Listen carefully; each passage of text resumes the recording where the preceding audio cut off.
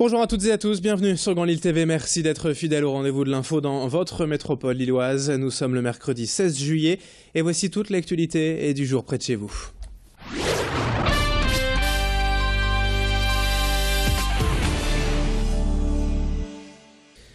Et on démarre tout d'abord cette édition avec un rappel en images. Évitez de passer cet été par la rue Faidherbe à Lille en voiture. La rue sera de toute façon barrée pour cause de travaux et cela va engendrer pas mal de difficultés de circulation dans l'hypercentre lillois. Jusqu'au 14 août précisément, la grande avenue qui mène de la gare Lille-Flandre à la Grand Place va être entièrement remise à neuf. Des déviations vont bien sûr être mises en place, mais on peut déjà parier qu'il sera compliqué cet été de circuler aux abords de la rue Faidherbe. Notez tout de même que les commerces restent ouverts tout au long de ce chantier. Et des travaux dans le centre, il y en a également sur le rond-point de la Porte des Postes, sur ce chantier jusqu'à mi-septembre, ainsi que la Porte de Valenciennes qui continue son impressionnant lifting cet été. Retrouvez bien sûr toutes les infos quant aux travaux de voirie de ces prochaines semaines cet été sur lille.fr. L'autre actualité à la une aujourd'hui dans la région, c'est aussi ce rapport des députés PS à l'Assemblée nationale quant à la réforme territoriale et ce nouveau découpage des régions proposé. Dans un premier temps, je vous rappelle que le gouvernement annonçait que le Nord-Pas-de-Calais resterait tel quel, mais dans ce rapport, les parlementaires socialistes préconisent plutôt un rapprochement avec la Picardie. Ce qui semble géographiquement pertinent ne l'est pas pourtant de l'avis de nombreux élus dans la région. Martine Aubry et Daniel Percheron en tête contre cette fusion dont on reparlera forcément dans les prochaines semaines.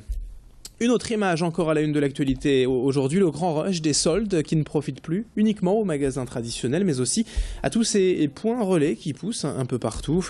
On le sait, les Français achètent de plus en plus sur Internet, qui plus est pendant les soldes. Et pour se faire livrer facilement, il est souvent bien plus pratique d'attendre son colis chez le commerçant du coin plutôt qu'à la poste. Exemple chez cette fleuriste lilloise où les colis s'empilent durant les soldes. Elle a choisi de rejoindre le réseau Mondial Relais pour s'offrir un peu plus de visibilité et de passage dans sa boutique. La société nordiste compte aujourd'hui 4300 points de collecte en France et 26 000 en Europe. Et l'échange avec le commerçant est à chaque fois donnant-donnant, tout le monde y gagne. Alexandra Gossin est allée se renseigner sur place sur ces nouvelles pratiques. En fait, ce qui est très bien pour la boutique, c'est qu'elle est beaucoup plus visible, étant donné que maintenant on participe au colis mondial relais. Il y a beaucoup plus de monde qui vient chercher ses colis en magasin et donc qui voit qu'ici, 12 place Philippe Lebon, il y a un fleuriste situé vraiment à cet endroit-là. Nous, ce que l'on voit, c'est le nombre de colis qui augmente.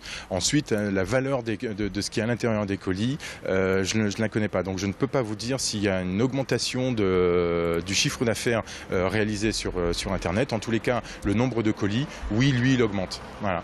On peut imaginer que sur une période comme les soldes, on ait des progressions entre 15 et 20% de colis en plus que sur une période traditionnelle.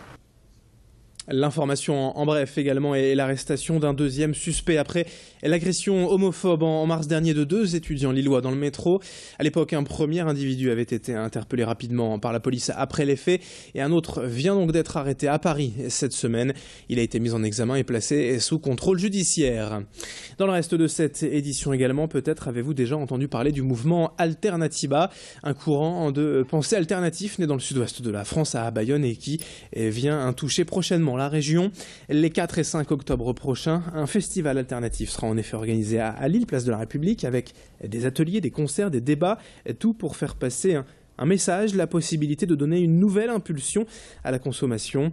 Aujourd'hui, on le sait, le réchauffement climatique est inéluctable et avec ce festival, Alternatiba veut donner des conseils à chacun pour réussir à vivre et consommer autrement. Pour organiser ce week-end en octobre, les organisateurs lillois ont lancé un financement participatif sur Internet et ont déjà réussi à récolter plus de 8 000 €. Explication complémentaire au micro d'Alexandra Gossin. Le fait de se rassembler, le fait de se rencontrer, de pouvoir échanger, de découvrir l'autre, de découvrir qu'il y a d'autres modèles que celui qu'on est en train d'appliquer, qu'on peut voir les choses autrement, vivre autrement, consommer autrement, de manière plus responsable, de manière plus sûre, plus douce aussi bien pour soi que pour les autres, que pour l'environnement, pour la planète.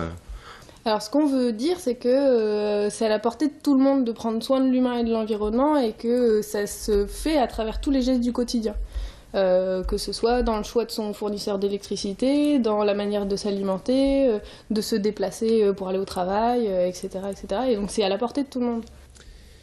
Enfin, quelques images pour finir du tout nouveau musée de l'histoire des anciens combattants à Armentières. L'association locale des anciens combattants intervient déjà depuis près de 10 ans dans les écoles, notamment grâce à une importante collection d'objets et de matériel divers. Mais désormais, tout cela va pouvoir être exposé dignement avec la mise à disposition d'un local par la mairie d'Armentières. Tous les derniers conflits français depuis la Première Guerre mondiale jusqu'à l'intervention au Mali actuellement, en passant par l'Indochine, sont ici présentés. Un lieu de mémoire pour raconter la vie quotidienne des soldats du front. L'essentiel des objets provient soit de fouilles dans la région, soit de dons de collectionneurs privés touchés, émus par l'ouverture de ce musée. Louis Caillé est allé sur place y faire un tour.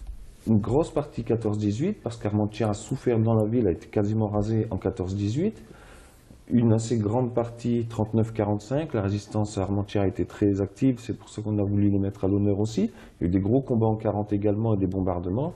Et ensuite, on a payé un assez lourd tribut en Indochine, en Algérie, dans les conflits extérieurs. Il y a plein d'Armentiérois qui interviennent encore et ça permet de parler, parce qu'on reçoit les écoles, de la géopolitique actuelle aussi souvent.